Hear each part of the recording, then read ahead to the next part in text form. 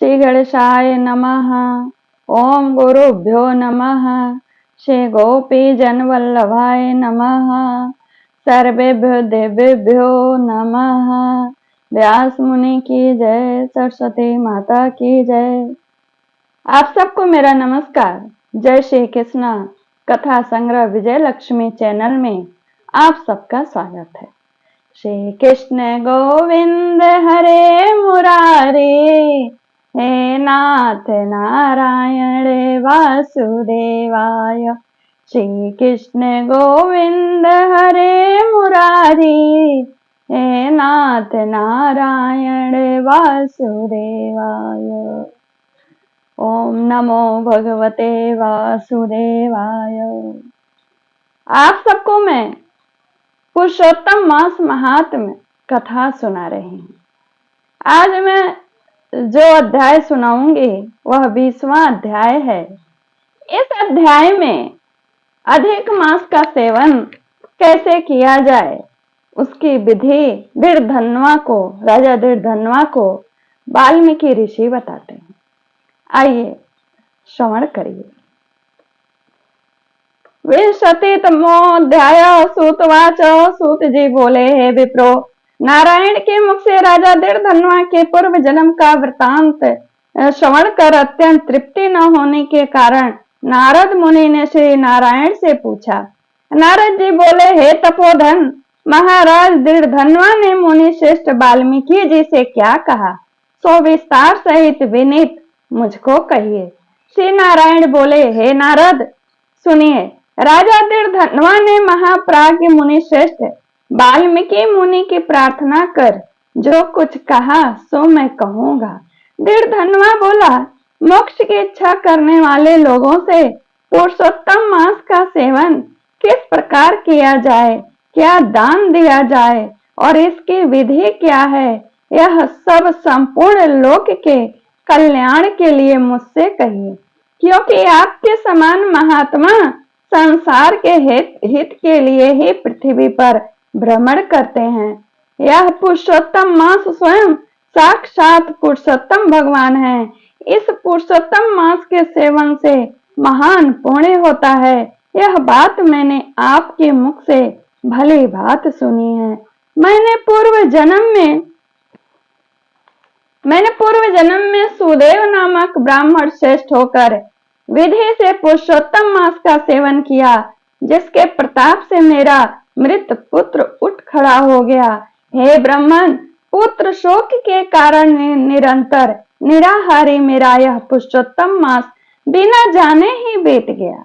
अज्ञान से भय पुरुषोत्तम मास का ऐसा फल हुआ कि मृत्यु को प्राप्त सुखदेव उठ खड़ा हो गया।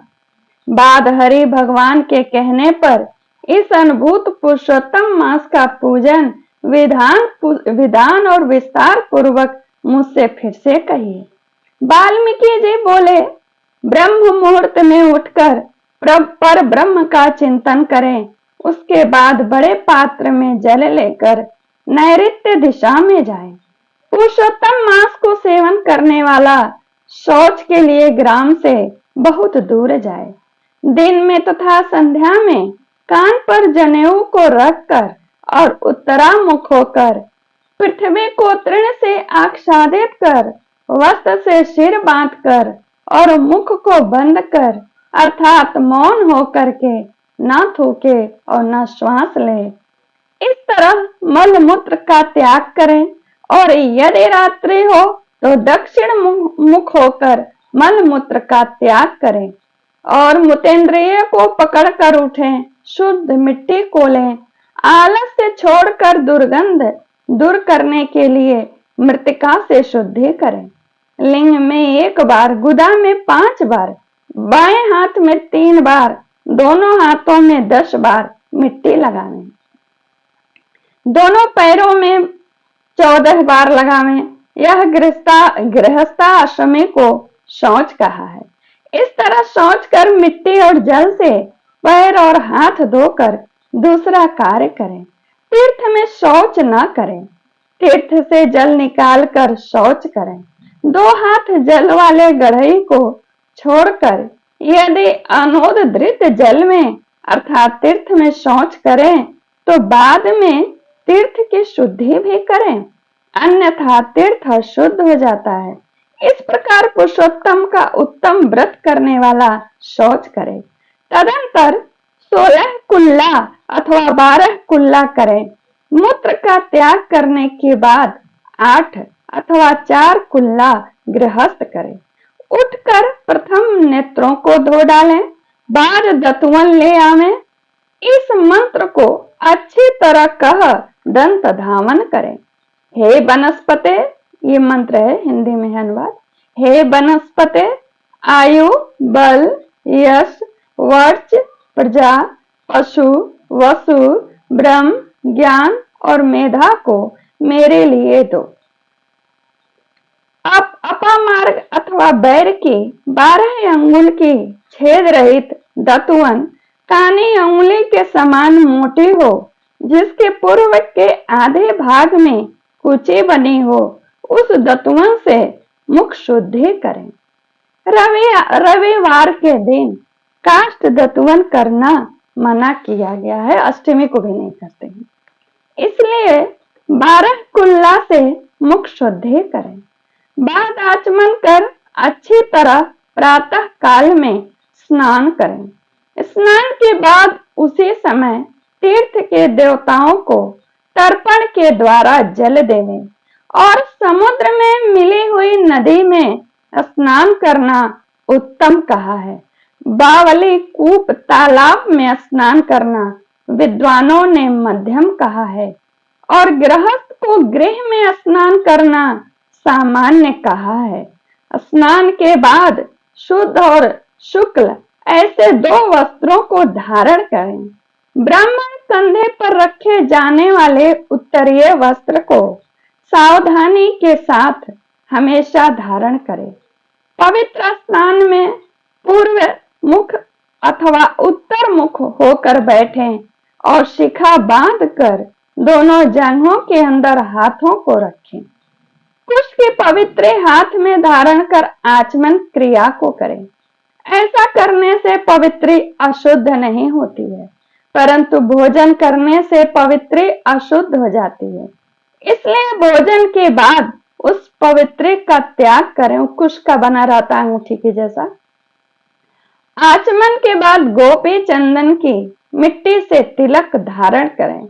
वह तिलक ऊर्ध्व पुंड्र हो, सीधा हो, सुंदर हो, दंड के आकार का हो, ऐसा धारण करें।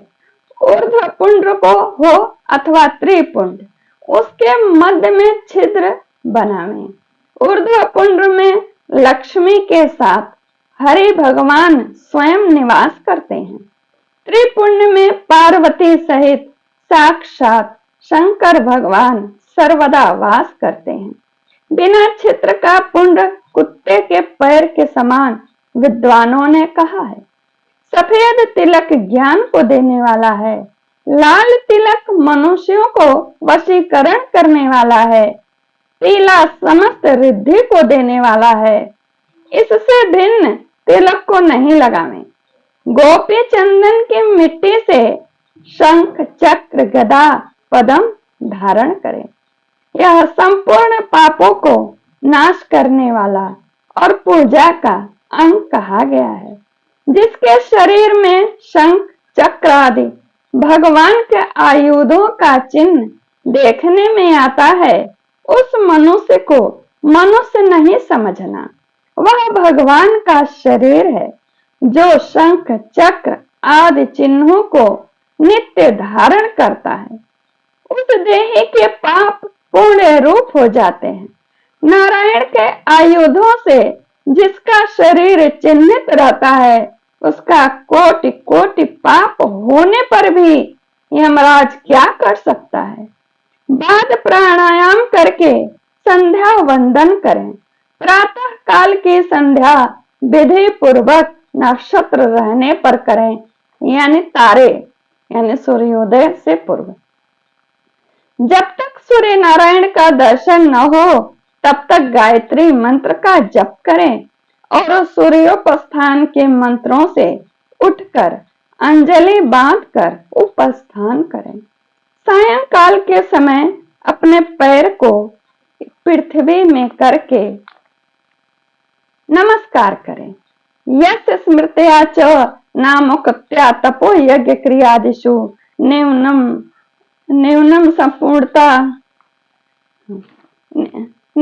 संपूर्णताम याति सद्यो बंदे तम च्युतम। जो कमी रह गई हो उसको इस मंत्र से पूर्ण करें।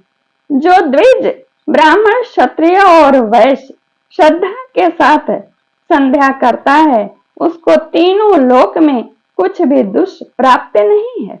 दिन के आधे भाग यानी प्रातः काल में होने वाले कृत्य को कहा। इस प्रकार प्रातः काल की नित्य क्रिया को करके हरि भगवान की पूजा को करें। लिपे हुए स्थान में नियम स्थित होकर और मौन तथा पवित्र होकर गोबर से गोल अथवा चौकोर मंडल को बनाकर व्रत की सिद्धि के लिए चावलों से अष्टदल कमल बनावें। बाद स्वर्ण चांदी तांबा अथवा मिट्टी का मजबूत और नवीन छिद्र रहित शुद्ध कलश को उस मंडल के ऊपर स्थापित करें। उस कलश में शुद्ध तीर्थों से लाए हुए कल्याणप्रद जल को भरें। कलश के मुख में विष्णु, कंठ में रुद्र भगवान अच्छी तरह वास करते हैं। उसके मूल में ब्रह्मा जी स्थित रहते हैं। मध्य भाग में मातृगण कहे गए हैं। कोख में समस्त समुद्र और 7 द्वीप वाली वसुंधरा, ऋग्वेद, यजुर्वेद, सामवेद और अथर्ववेद व्याकरण आदि अंगों के साथ सब कलश में स्थित हों। इस प्रकार कलश को स्थापित करके उसमें तीर्थों का आवाहन करें। गंगा, गोदावरी, कावेरी और सरस्वती मेरी शांति के लिए तथा पापों के नाश करने के हेतु आमेन। तदंतर उस कलश का मंत्र पाठ पूर्वक गंध, अक्षत, नैवेद्य और उस काल में होने वाले पुष्प आदि उपचारों से पूजन करके उसके ऊपर पीले वस्त्र से लपेटा हुआ तांबे का पात्र स्थापित करें। उस पात्र के ऊपर राधा के साथ हरि की मूर्ति को स्थापित करें। राधा के सहित स्वर्ण की पुरुषोत्तम भगवान की प्रतिमा बनावें और भक्ति में तत्पर होकर विधि के साथ उस प्रतिमा की पूजा करें जो इस संसार सागर में डूबे हुए को उबारता है। उसकी इस लोक में भी मृत्यु धर्म वाला कौन मनुष्य पूजा नहीं करता है।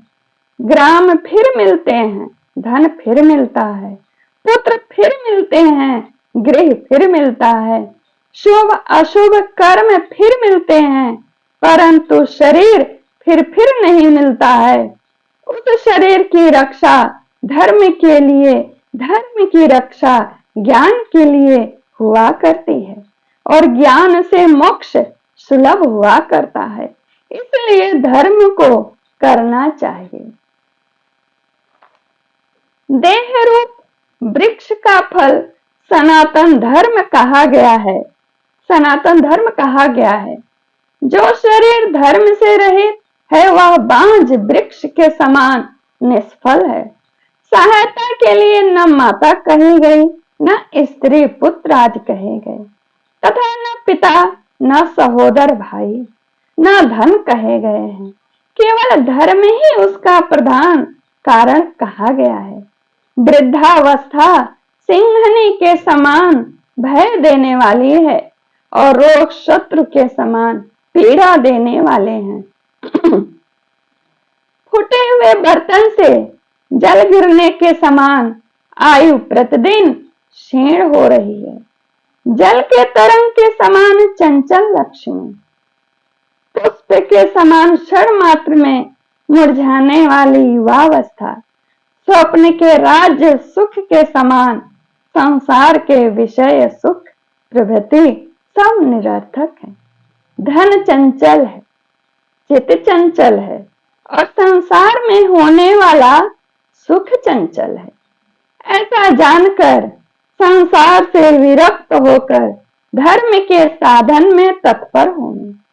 जैसे सर्प से आधा देह निगल जाने पर भी मेढक मक्खी को खाने की इच्छा करता ही रहता है, उसी प्रकार काल से ग्रसा हुआ जीव दूसरे को पीड़ा देने में तथा दूसरे का धन अपहरण करने में प्रेम करता है।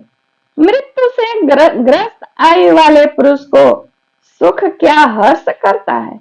वध के लिए वध स्थान पर ले जाए गए पशु के समान सब सुख व्यर्थ है। जब धर्म करने के लिए चित होता है तो उस समय धन का मिलना सुलभ नहीं होता। जब धन होता है तो उस समय चित धर्म करने के लिए उत्सुक नहीं होता है। जब चित और धन दोनों होते हैं तो उस समय सत्पात्र नहीं मिलते हैं। इसीलिए चित्त, वित्त, सत्पात्र इन तीनों का जिस समय संबंध हो जाए उसी समय बिना विचार किए ही जो धर्म को करता है वही बुद्धिमान कहा गया है।